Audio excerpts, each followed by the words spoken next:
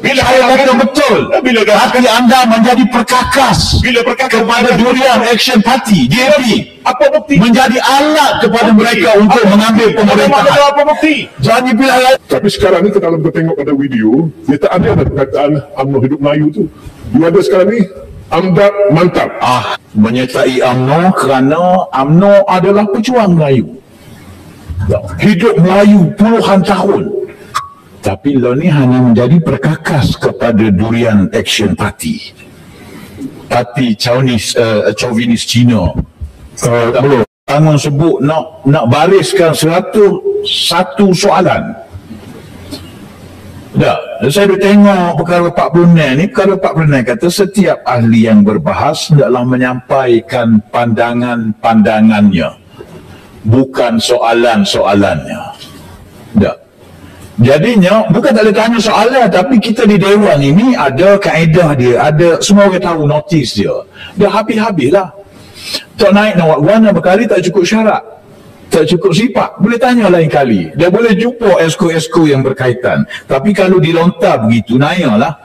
Dalam masa esok dah esko nak gulung pegawai-pegawai kerajaan tidak bersedia. Tak ada masa yang cukup.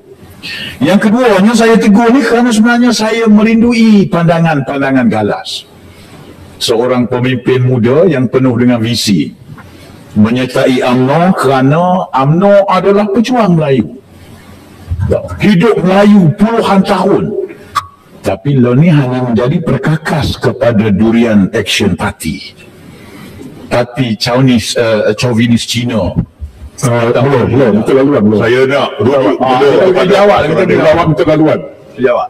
Galas, jawab terlaluan. Saya tidak akan bagi masa tambahan. Jadi cuma 10 minit untuk Melo. Kalau Melo setuju pencerahan boleh. Kalau Saya bagi silahan. Okey, silakan jawab. Peraturan Dewan yang mana tu speaker. Speaker peraturan Dewan. Okey. Silakan jawab dulu. Okey.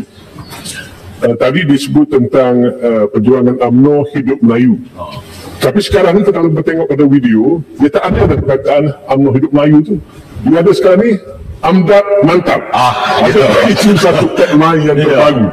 Terima kasih. Dia urusan supaya hajat cerah kepada Cina DAP. Datuk Speaker peraturan Dewan. Silakan balas. 46:13. Seseorang ahli dilarang menyindir ahli-ahli yang lain mempunyai tujuan yang seru. Apa tujuan yang Mak Mela? Saya tak sindir, saya kata betul. Siapa betul? Bila Saya kata betul. Bila hati anda menjadi perkakas kepada Durian Action Party DAP, apa bukti? menjadi alat kepada mereka untuk mengambil pemerintahan. Apa bukti? Jangan dipilih lain. Apa bukti? Apa tak boleh baca, semua orang tahu. Apa bukti? Kerajaan Ahli-ahli berhormat sekalian. Ahli-ahli berhormat sekalian. Sila duduk. Undang-undang. Saya kata dengan penuh kesedaran. Biar rakyat tengok. Langsung tak ada niat sini. Saya kata direct atas muka. Di mana? Bila UMNO kata nak turut DAP.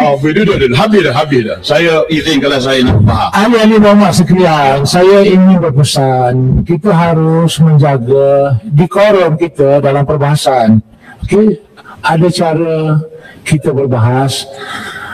Jadi cuba elakkan sindir menyindir dan sebagainya. Terima kasih Yang Berhormat Datuk Speaker. Silakan Melo. Ini kalau saya menyambung ucapan perbahasan pada hari ini. Yang Berhormat Datuk Speaker, negeri kita yang merupakan subjek utama yang menjadi sehari dua ini sasaran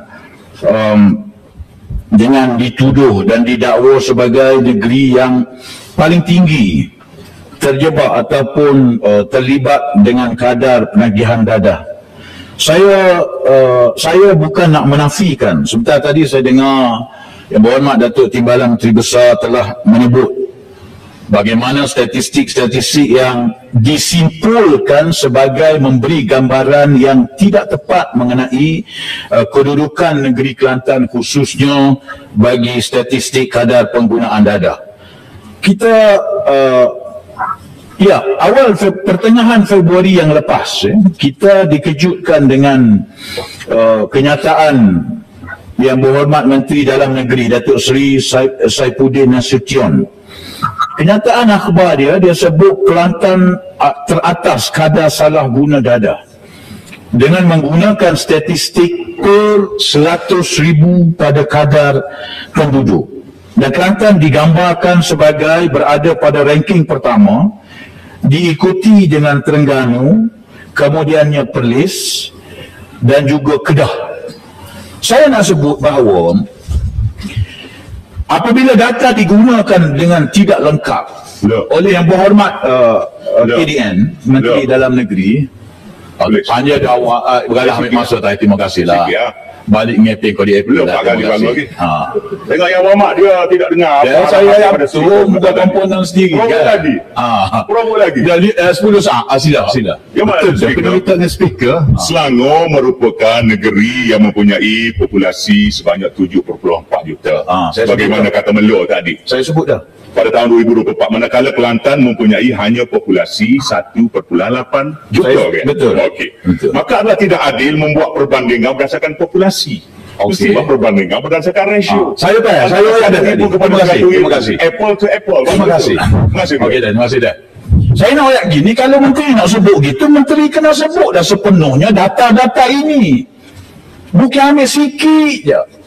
Ambil hanya per 100,000, sebut semua. Selama ada 21,000, tapi kerana penduduk dia 7.4 juta, maka jadilah ratio per 100,000 hanya 290. Itu yang kita nak. Perbahasan daripada Melo adalah berkenaan statistik, tidak perlu dijawab oleh Galas. Tidak perlu dijawab oleh Galas. Tidak jawab. Yang mana saya minta lalu. Semuanya. Saya nak minta lalu ayat, tak minta suruh jawab. Dengan menggunakan statistik. Ada tu. Statistik yang kurang masak dan mentah ni, Kota Lama, Februari 16 Februari 2025, tunggu buat posting Facebook. Kelantan juara kadar salah guna dada. Amboi. Dalam berdasarkan fakta yang sikit tidak menceritakan senario sebenar tu, Kelantan juara. Kita tahulah apa ni, barangkali Kota Lama dia tak ada hubul watan asabiah macam mana kita nak jati Kelantan. Sebab tu dia lambangkan Kelantan ni juara. Tapi ini juga satu hal yang maknanya apabila menteri letak gitu, dia nak buat apa? Dia nak memberikan kesimpulan bahawa negeri ini adalah negeri yang tidak selamat untuk didiami. Dan kalau kita tengok Datuk Speaker ya, sehari dua ni mula-mula Menteri Dalam Negeri. Kita tengok time frame. 22 Mac, Ketua Polis Kelantan buat kenyataan pempengaruh usahawan kosmetik jadi ketua sindiket jual dada. Tak ada data, tak ada fakta. Saya tertanya, ketua polis ni nak menjual cerita sensasi ataupun nak menjadi penguat kuasa dan pejabat awam yang mempunyai disiplin tentang data. 9 April. Belum. Duduklah apa dia? Apa masuk Melo pada ketua polis? 9 April, Sumbang Maram. Ketua dia besar pada ketua polis tu. Kenyataan ketua polis lah. Saya tak baca ke? Tak betul ke kenyataan ketua polis? Iyalah betul lah ni. Galas tidak perlu menjawab. Teruskan Melo ya. 22 Mac, 9 April, rogo bawah homo, Kelantan lagi. Budak perempuan cari lelaki untuk buat hubungan seks, kenyataan ketua polis. Budak lelaki hamilkan sepupu, kenyataan ketua polis Kelantan. 16 April ada lagi, pegawai polis terkejut jumpa video seks anaknya bersama lelaki, kenyataan ketua polis Kelantan. Datuk Speaker, daripada bulan 2, bulan 3 dan bertalu-talu pada bulan April, bersusun-susun kenyataan yang memberikan gambaran negatif kepada negeri ini. Pak hari lepas, timbalan Ketua Polis Negara Datuk Seri Ayub Khan mengulang data yang sama. Kita dah fikir apa yang bersungguh sangat dan mengambil satu cebisan yang kecil untuk memberi gambaran yang salah. Sebab itu saya kata, kalau nak sebut-sebut semualah. Jadi bila kita tengok baru kita perasan, barangkali rupanya sebab hari Sabtu ni adalah pilihan raya kecil bagi Dun Air Kuning. Sila. Terima kasih Berhormat Datuk Speaker. Terima kasih Berhormat Melo.